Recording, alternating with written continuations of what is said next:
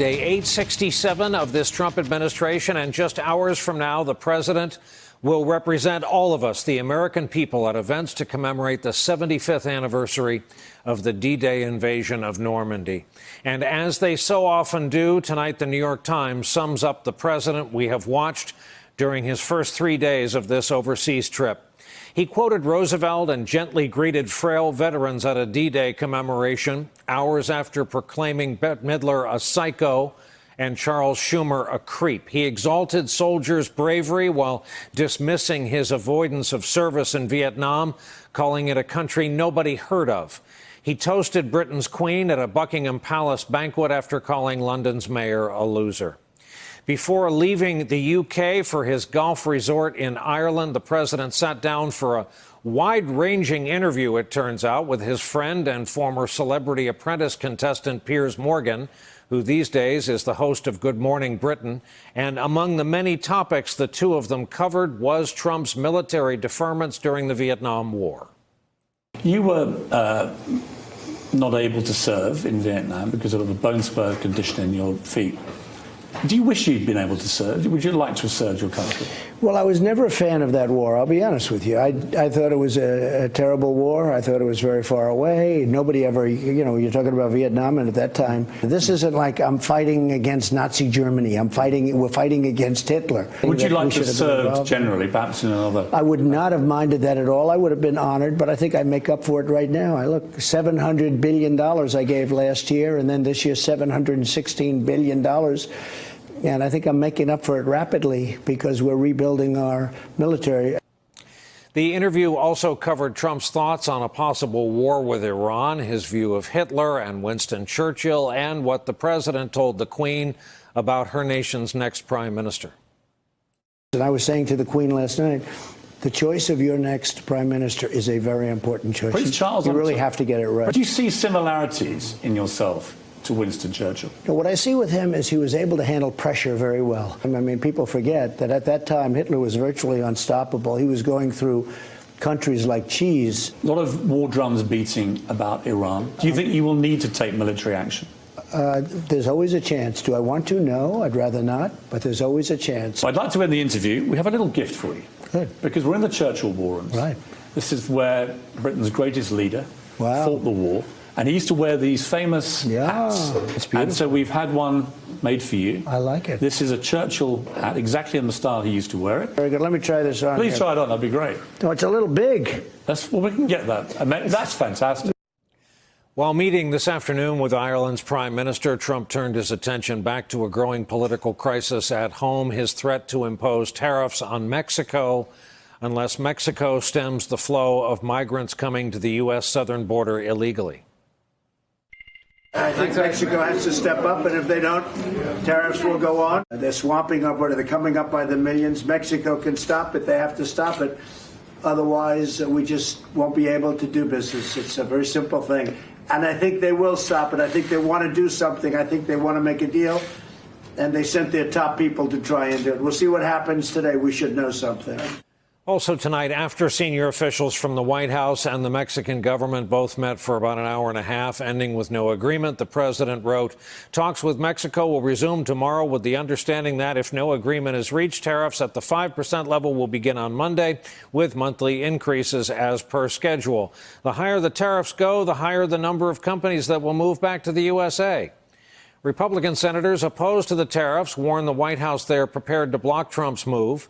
Tonight, NBC News reports Senate Majority Leader Mitch McConnell has asked the administration to please delay the tariffs until Republican lawmakers can perhaps meet personally with Trump.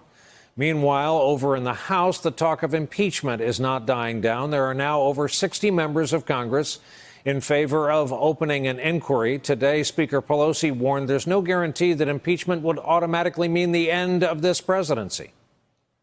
Do you know most people think that impeachment means you're out of office? They think that you get impeached, you're gone. And that is completely not true. It's an indictment.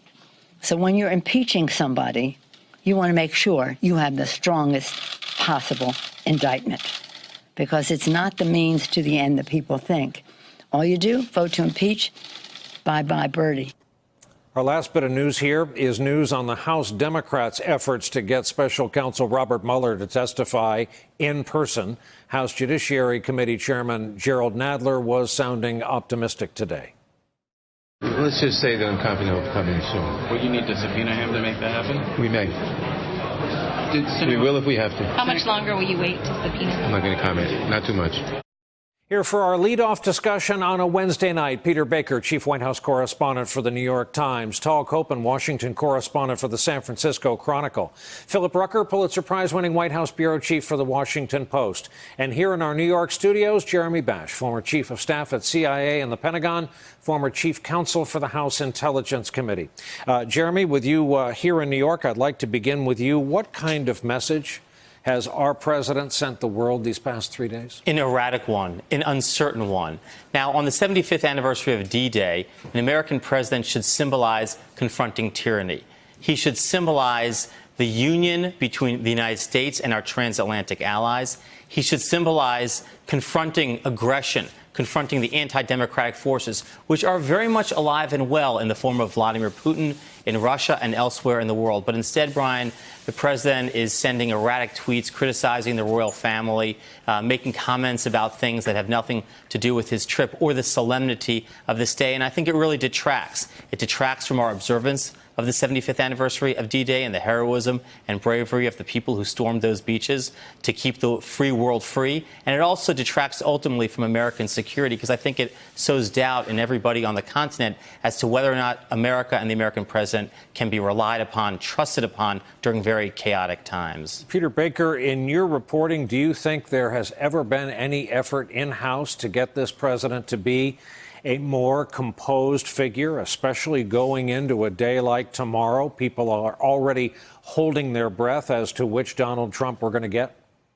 Yeah, I think that, look, they long ago recognized, of course, that President Trump is President Trump, and that trying to change him is sort of a fool's errand. That they can tell him all they like with the way they think they ought to, he ought to comport himself, but it's really going to depend on how he feels. And he does show an interesting, split screen to show, to quote the article that you put up from our paper tonight, of the ability to be on good behavior when he's standing next to the Queen for the most part, when he's, clinking glasses with Prince Charles, when he's reciting FDR's famous words, and then, he has free time back at the hotel or something, and he's up at 1:35 in the morning or something, and then there's suddenly this, tweet storm about Bette Midler or other folks.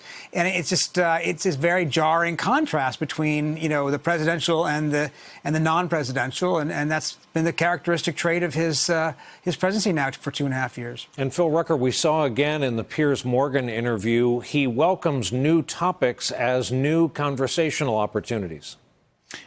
And Brian, he welcomes these new topics as a way to keep it interesting and keep the news media focused on him.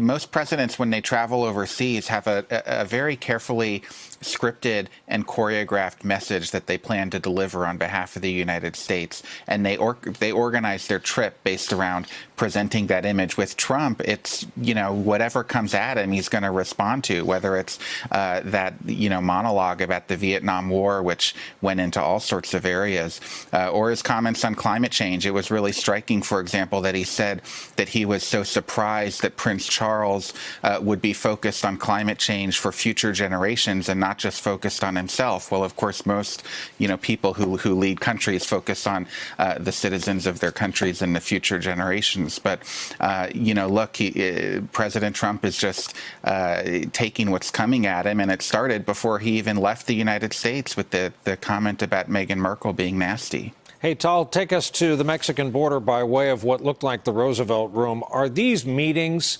perhaps for air cover to a kind of pre-message a change in the coming days, especially if we are to believe there's genuine Republican, though, again, largely silent resistance?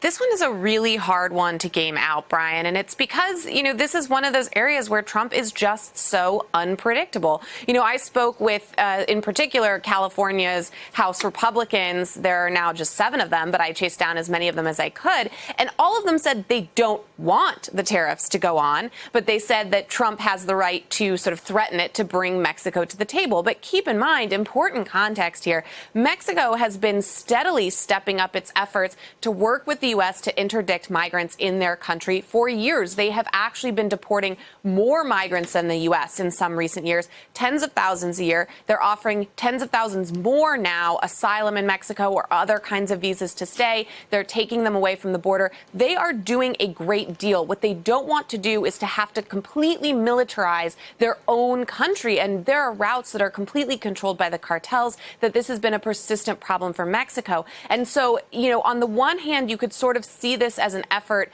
to kind of bring them to the table, and then they'll all walk away with some sort of handshake agreement that doesn't really feel like a change, but everyone feels like they can sort of claim some victory. But you could just as easily see this as an instance where Trump is dead set. And, one of those California Republicans I talked to said that is the sense he is getting, that Trump really seems to want to put these tariffs into effect. Hey there, I'm Chris Hayes from MSNBC. Thanks for watching MSNBC on YouTube. If you want to keep up to date with the videos we're putting out, you can click subscribe just below me or click over on this list to see lots of other great videos.